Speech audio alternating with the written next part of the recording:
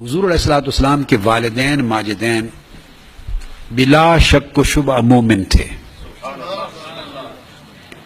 بلا شک و شبہ مومن تھے، اور نہ صرف آپ کے والدین ماجدین بلکہ آدم علیہ السلام تک آپ کے تمام آباء و اجداد اور امہات سب مومن اور مومنات تھے۔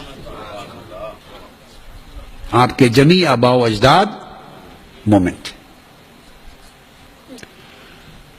اس پر ایک ریفرنس دے دیتا ہوں تاکہ آپ تفصیل سے پڑھ لیں۔ میری اپنی کتاب سیرت الرسول، اس کا 2 والیومز، پہلے تو ہے مقدمہ، اس کے بعد 3rd والیوم بن جاتا ہے۔ کیا 3rd والیوم، جس میں عرب، حضور علیہ السلام کی ولادت سے پہلے عرب کے حالات کا تذکرہ ہے، دور جاہلیت کا تذکرہ ہے، پھر آقا علیہ السلام کی ولادت کا بیان ہے، اور 5 سال کی عمر مبارک تک آپ کی حیات طیبہ کا ذکر ہے، پھر حضرت آپ کی والدہ ماجدہ سیدہ آمنہ رضی اللہ تعالیٰ عنہ کے وصال کا ذکر ہے۔ وہ والیوم دیکھ لیں، والیوم 3 ہے غالباً۔ وہاں ان کے وصال کے ذکر پر حضرت سیدہ آمنہ رضی اللہ تعالیٰ عنہ کے وصال کا ذکر کر کے کوئی 200، 250، 300 یا 250 صفحات، 200 اور 250 pages, may be up to 300 pages, میں نے حضور علیہ السلام کے والدین ماجدین اور آپ کے آباء و امہات کے ایمان پر لکھا ہے۔ 300 صفحات دلائل دی، سمجھ گئے؟ تو تفصیل سے وہ سیرت الرسول کی کتاب نکال لیں، آپ کو قرآن اور حدیث کے اور ائمہ محدثین کے تمام دلائل اس میں مل جائیں گے۔ بات کی سمجھ آ گئی؟ بڑی تفصیل سے مل جائے گا۔ اب یہاں اس وقت ایک دلیل بتا دیتا ہوں جو میں نے وہاں بیان نہیں کی تھی۔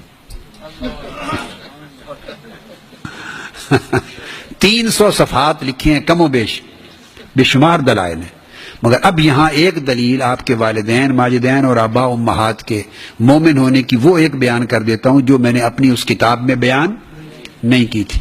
قرآن مجید کی 14 آیات سے حضور علیہ السلام کے والدین ماجدین سمیت آپ کے جمیع آباء و امہات کا مومن ہونا ثابت ہوتا ہے۔ 14 آیات قرآنی سے، 14 verses of Holy Quran provide the evidence of their being faithful moments and believers, true believers۔ اس میں ایک دلیل سے آؤٹ آف 14 verses بس ایک کوٹ کر دیتا ہوں بگننگ میں، اور البقرہ کا پہلا ہی پارہ، جس میں ذکر آتا ہے ابراہیم علیہ السلام اور اسماعیل علیہ السلام کے کعبۃ اللہ تعمیر کرنے کا۔ اعوذ باللہ من الشیطان الرجیم، وَإِذْ يَرْفَعُ إِبْرَاهِيمُ الْقَوَاعِدَ مِنَ الْبَيْتِ وَإِسْمَاعِيلُ۔ I'm quoting a reference from Quran which is a very expressive and self-evident and categorical evidence on this particular subject of Holy Prophet's parents and their ancestors, they are being Muslim, they are being mu'min and believers۔ جب حضرت ابراہیم حضرت اسماعیل خانہ کعبہ کی دیواریں بلند کر رہے تھے تو انہوں نے دعا کی اللہ تعالیٰ کے حضور، ربنا تقبل منا انک انت السمیع العلیم۔ اس کے بعد کیا آگے کہا؟ ربنا وجعلنا مسلمین لک۔ اب یہ وہ مقام ہے، تفسیر کی کتابوں میں کسی مفسر نے اس کو ٹچ نہیں کیا، اللہ کی شان ہے۔ کیا امام فخر الدین رازی اور کیا امام آلوسی اور کیا امام بغوی اور کیا امام جلال الدین سیوطی اور کیا روح المعانی کے امام آلوسی اور کیا بڑے بڑے قدماء سے مفسرین نے تفاسیر میں اتفاق ہے کہ اس آیت سے اس بات کو اخذ نہیں کیا، مگر یہ ہر زمانے کا ایک اپنا نصیب ہوتا ہے۔ اللہ پاک کا خزانہ ختم نہیں ہوتا اور قیامت تک ختم نہیں ہوگا۔ اس نے اگلوں کو بھی بے حساب دیا، جو آج ہیں ان کو بھی بے حساب دیتا ہے، اور جو بعد میں آئیں گے ان کو بھی بے حساب دے گا۔ یہ نہیں ہے کہ اگلوں کو اتنا دے چکا کہ اب اس کے پاس ختم ہو گیا ہے کہ آج والوں کو دینے کا بچا کچھ نہیں، یہ نہیں، دیتا رہے گا۔ اس آیت کریمہ میں آگے ارشاد فرمایا ربنا تقبل منا انک انت السمیع العلیم کے بعد نیکسٹ ورس ہے ربنا وجعلنا مسلمین لک۔ باری تعالی ہم دونوں کو، وجعلنا، کون دعا کر رہے ہیں؟ حضرت ابراہیم اینڈ سیدنا اسماعیل علیہ السلام، فادر اینڈ۔ دو بیٹے ہیں آپ کے، کیا؟ ایک بیٹے ہیں حضرت اسحاق، یہاں کون موجود ہیں تعمیر کعبہ کے وقت؟ اسماعیل۔ جب یہاں باپ اور بیٹا دعا کر رہے ہیں ربنا وجعلنا، ہمیں بنا، تو تثنیہ کا صیغہ استعمال کیا دو کا، مسلمین لک، ہم دونوں کو۔ ابراہیم علیہ السلام کہہ رہے ہیں کہ مجھے اور میرے بیٹے اسماعیل، ہم دونوں کو بنا مسلمین لک، you are true obedient and you are true submissive to your commandments, true faithful, true believers, true submissive. ہم دونوں کو، ابراہیم اور اسماعیل، اس پہ کنسنٹریشن ہے، ایمفیسس ہے، ہم دونوں کو مسلمین لک بنا۔ آگے ہی بات، آگے یہ پہلا پارٹ ہے دعا کا، سپلیکیشن، فرسٹ پارٹ، ربنا وجعلنا مسلمین لک ومن ذریتنا امتا مسلمتا لک، ومن ذریتنا امتا مسلمتا لک، اور ہماری ذریت میں سے امت مسلمہ قائم فرما۔ ابراہیم علیہ السلام along with سیدنا اسماعیل this son، وہ دعا کر رہے ہیں کہ باری تعالیٰ ہماری جنریشن میں سے، جو ہماری اولاد آئے گی، ہمارے چلڈرن، یکس جنریشن جو ہماری اولاد ہوگی، ذریتنا، ہماری ذریت میں سے امتم مسلمتن بنا، مسلمتن لک۔ اب یہاں چونکہ کلمہ ہے مسلمین، ہم دو کا، کوئی تیسرا شامل نہیں، تو اس سے مراد کون سی ذریت ہے؟ وہ ذریت جو ہے تو اولاد ابراہیم ہے، تو کیونکہ وہ دعا کر رہے ہیں، مگر اولاد ابراہیم کا وہ حصہ جو نسل اسماعیل ہے، اولاد ابراہیم کا وہ حصہ بڑی کلیئر ہے، کیٹیگوریکل ہے نا۔ Is there any ambiguity, confusion? Or is this far-stretched thing? This is very clear. دو دعا کر رہے ہیں، ہمیں مسلمین فیتھفل بنا، بلیور بنا، اور ہماری ذریت میں سے۔ اگر ابراہیم علیہ السلام کہتے من ذریتی، میری ذریت، تو اس میں وہ بھی شامل ہوتے اور اسحاق سارے ہوتے۔ اب جب اسماعیل علیہ السلام بھی مل گئے تو ہماری ذریت میں سے، تو اس کا مطلب ہے اولاد اسماعیل میں سے دیٹ پارٹ جو چلڈرن آف اسماعیل ہیں، اسماعیل علیہ السلام کی جو نسل، اولاد ابراہیم میں سے نسل اسماعیل میں سے، کیا یہ نہیں فرمایا وذریتنا، ہماری ذریت کو ایسا بنا امت مسلمہ، نہ کیا؟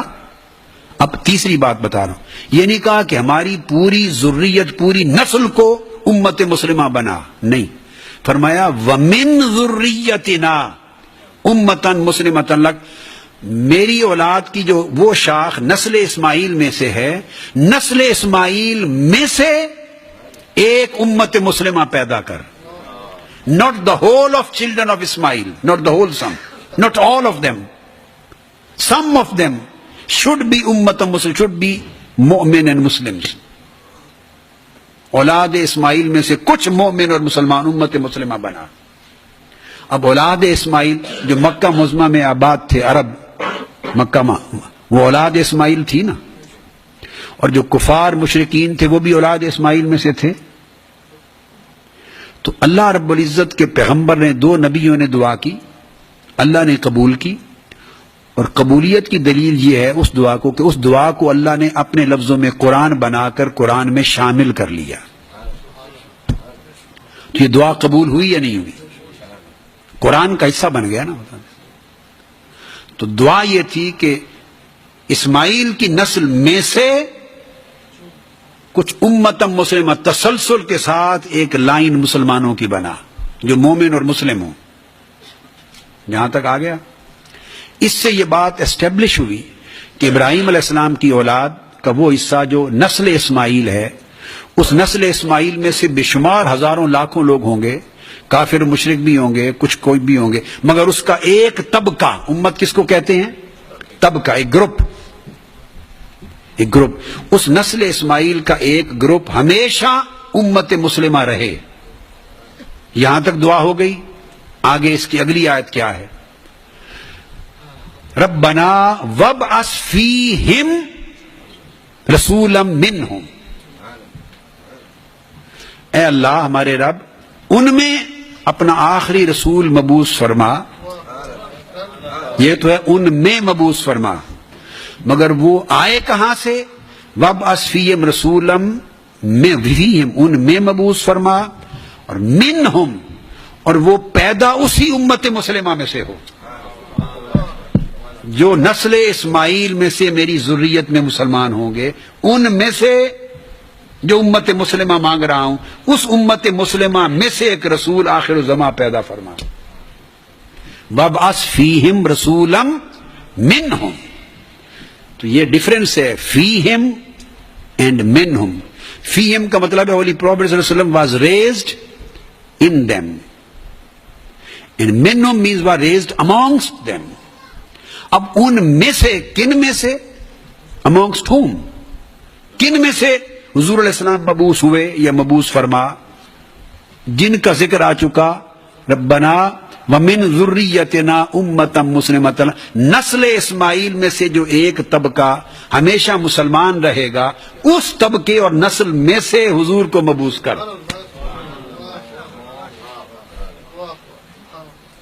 تو طے ہو گیا کہ ایک طبقے کا مسلمان ہونا قرآنی حکم کے مطابق امر قطعی تھا، جو نسل اسماعیل میں سے ہو، اور اس نسل اس وقت تک ہو جب تک حضور علیہ السلام پیدا نہیں ہو جاتے، کیونکہ حضور پیدا بھی انہی مسلمان امت مسلمہ میں سے ہوں.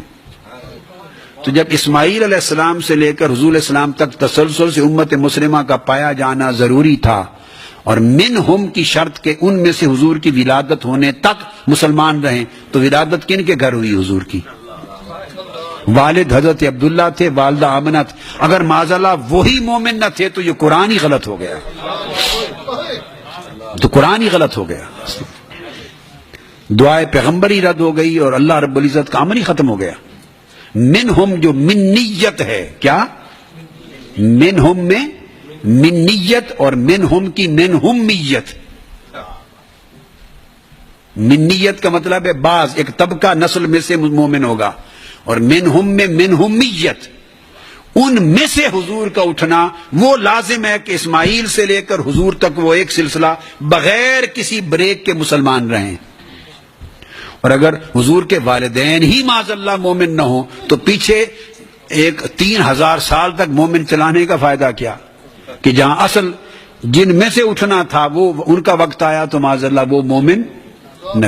تو یہ قرآن مجید کی نص کا تقاضا ہے کہ اسماعیل علیہ السلام کی نسل سے وہ ایک طبقہ گھرانہ جو حضور علیہ السلام کے آباء و امہات اور آباء و اجداد کا ہے، جس میں سے آقا علیہ السلام پیدا ہوئے، وہ تسلسل کے ساتھ مرد بھی عورت بھی، مرد بھی عورت بھی، جس کو ٹوٹیلٹی کو امت مسلمتن کہا جا رہا ہے، منہم، وہ مسلمان رہے.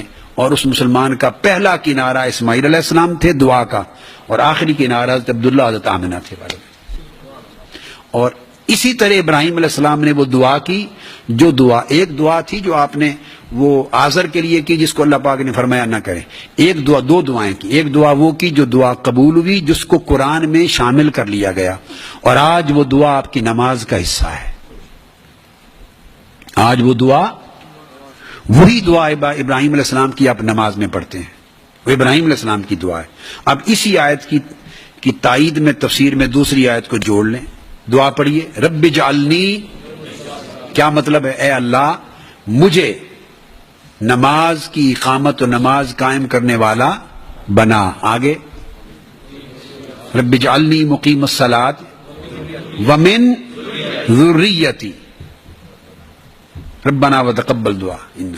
قرآن کا حصہ بنا دیا اور امت مسلمہ کی نماز کا حصہ بنا دیا، دعا کی قبولیت ہو گئی.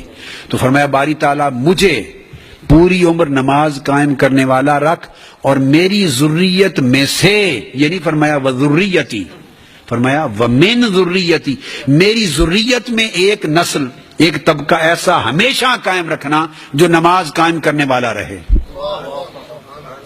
تو جب یہ دعا قبول ہو گئی تو بتائیے اس قبولیت کا حقدار ابراہیم علیہ السلام اور اسماعیل علیہ السلام کی ذریت میں کون سا گھرانہ بنتا ہے؟ جس میں آقا علیہ السلام پیدا ہوئے وہ یا دوسرے؟ اگر یہ تو قرآن کی طرف سے لازمی ہو گیا کہ ایک ذریت کے ایک حصے کو ہمیشہ مومن رہنا ہی تھا، رہنا ہی تھا، رہنا ہی تھا، ہو ہی نہیں سکتا کہ ایک طبقہ مومن نہ رہے۔ جب یہ بات ایک طے ہو گئی کہ ایک حصے نے مومن نسل میں سے رہنا تھا، تو جب یہ طے ہو گیا اب ذرا چوز کیجیے تو وہ مومن جب اللہ نے انتخاب کیا تو کون سا، جب ایک کو رکھنا ہی ہے مومن، دعا قبول کر لی، تو کس کو رکھا جائے؟ وہ اور اخیار کے والدین کو رکھا جائے یا حضور کے والدین والی نسل کو، نسب کو رکھا جائے؟ اگر ان کو کہیں رکھا جائے تو کیا پریولیج ہے ان کا، کیا ان کا استحقاق ہے؟ سمجھ گئے؟ تو جب ایک کو رکھنا ہی تھا مومن، ومن ذریتی، نماز میں بھی آج آپ دہرا رہے ہیں، تو پھر وہی اللہ نے رکھا جس نسل میں سے حضور نے آنا تھا۔ تو یہ آپ کو قرآن کی 2 آیتیں کوٹ کر دیں آؤٹ آف 14، یہ حضور کے والدین، ماجدین اور آباء و اجداد پوری نسل کے مومن ہونے پر قرآنی دلیل ہے۔ تو پھر وہ لڑی جس کو قرآن امت مسلمہ کہہ رہا ہے اور قرآن جس کو اقامت صلاۃ کرنے والا کہہ رہا ہے، ان کو کوئی کہے کہ مومن نہ تھے تو پھر اس کا کیا حال ہوگا؟